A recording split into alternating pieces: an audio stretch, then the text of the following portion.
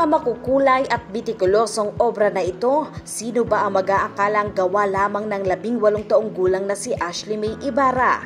Dahil sa galing niya sa likhang sining, karamihan sa mga obra niya ay makikita na sa mga mall sa Kawayan Isabela at nanalo na sa iba't ibang kompetisyon na nakarating na rin sa Vienna, Austria. Pero sa likod ng bawat likhang sining, pagtulong sa amang tricycle driver at OFW ang inspirasyon ni Ashley. Umabot ng 15,000 pesos ang halaga ng kanyang napanalunan sa isa sa kanyang obra. Maramdam ko po kasi yung hirap ng buhay ngayon at kung paano po sila kumita ng pera. Sobrang hirap po kumita ng pera sa ngayon, ma'am. Kasi sa pagpipaint din po minsan nagkakaroon po ng commission pangdagdag po ng allowance. Ang mga katulad ni Ashley ang nais matulungan sa ikinasang National Art Competition 2023 ng Philippine Charity Sweepstakes Office upang mapayabong pa ang sining ng Pilipino. Katuwang ang Centro Artista Art Hub, maaring manalo ng 1 milyong piso ang makikilahok sa kompetisyon. May tema itong hindi umuurong sa pagtulong upang hikayatin ang mga Pilipino na magmalasakit sa kapwa at maipakita sa pamamagitan ng sining. We want to drill it into the minds of everybody that whenever you engage in our games, it is about charity, no? And then, ito rin, hindi naman ito charity, but we want also to reward the Filipino artists, showcase their talent, no? Showcase our culture. Ang Pilipino, likas na matulungin po. Gusto natin ipakita yan sa visual arts, no?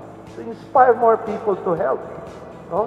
Kung meron pong PCSO at lahat naman po ay ma-inspire din natin na tumulong, baka this country, this society will be a better place to live in. Bukas ito sa mga Pilipinong edad 18 pataas. Sa mga nais lumahok, maaaring magparehistro sa link na ipinost ng Centro Artista Art Hub sa kanilang Facebook page magmula August 15 hanggang 30. Pagkatapos makatanggap ng participant number sa email, ay maaari na magpasa ng entry magmula September 26 hanggang 29. Meron kaming i-release na Google Form sa aming website at sa aming mga social media platforms. Doon sila pwedeng mag-access, mag-register, at mag-submit ng 2 photographs. Gaya ng sinabi, yung overall, kabuuan, tsaka isang detalye para makita yung hagod ng paint.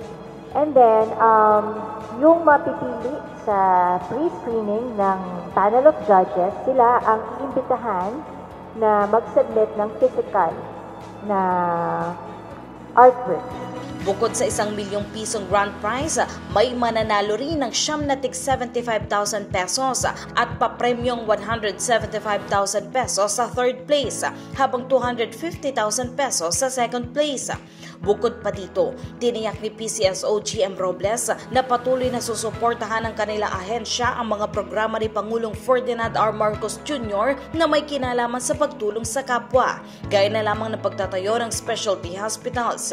Definitely, we will be supporting the programs and directions of the President, particularly sa health. We will participate yung effort nila putting up specialty hospitals. So while ginagawa na namin yan, we will partner with the Department of Health para lalong mapabilis ang to realize the programs of the President.